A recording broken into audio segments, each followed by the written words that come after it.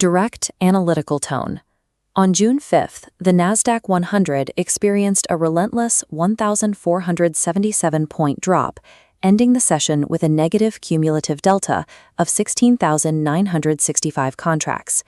Selling pressure persisted from the 9:45 a.m. handover through the market close, bypassing the volatility of the 8:30 morning news release in favor of an all-day distribution cycle.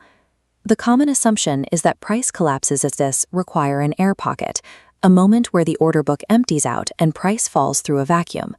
The L10 depth data contradicts this. As price moved toward the session lows, resting liquidity actually increased from 23 to 40 contracts per side. Spreads remained locked at 3 ticks throughout regular trading hours, proving that the book was fully stocked with passive buyers. Price fell because aggressive market order flow systematically overwhelmed those resting bids.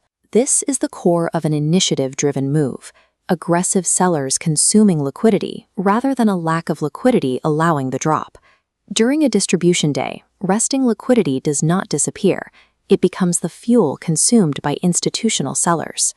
Many microstructure strategies rely on the delta climax, the idea that a massive surge in volume against a level signals seller exhaustion and an imminent reversal.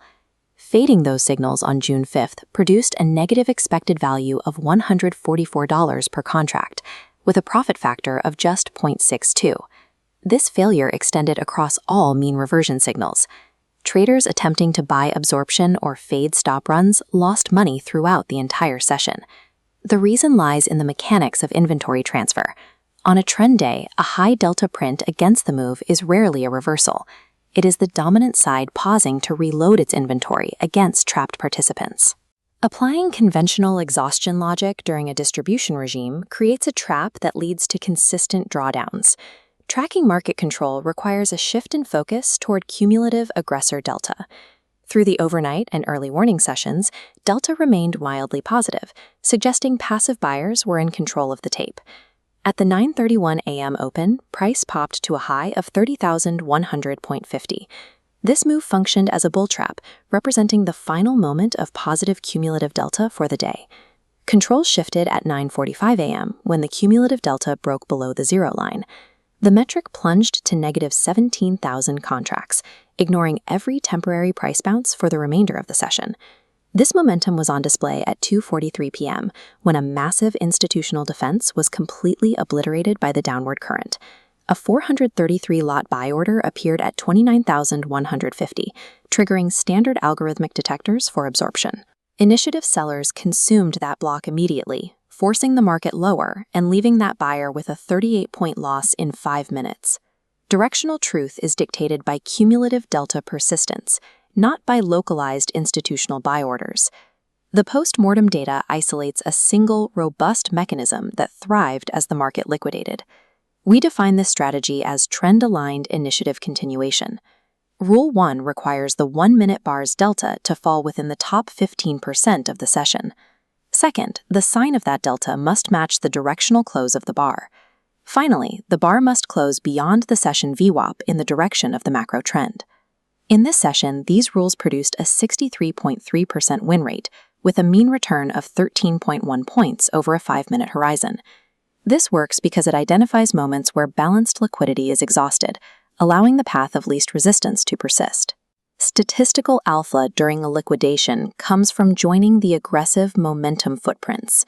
When we rank these mechanisms by their dollar edge per contract, the mean reversion attempts show significant losses. Initiative continuation stands out with a positive edge of $262 per contract, but this high-performance mechanism contains a specific vulnerability. If deployed blindly on balanced or choppy days, this trend-following system will lose capital through constant false signals. Order flow footprints like high delta bars have no inherent edge without the context of the broader market structure. The macro environment must determine which algorithmic playbook is currently active. The utility of an entry trigger depends on the structural filter shielding it from hostile market regimes. The solution is the trend regime gate. This requires 2 conditions. Cumulative delta must be persistently one-sided, and price must stay on the trend side of VWAP. When open, continuation trades are permitted, while a do not fade protocol suppresses all mean reversion signals. Navigating a distribution day requires suppressing the natural human intuition to buy extremes, relying instead on systematic downward momentum. Regime classification must always precede localized pattern recognition. Profitable trading requires recognizing the current regime and aligning capital with the destruction of liquidity.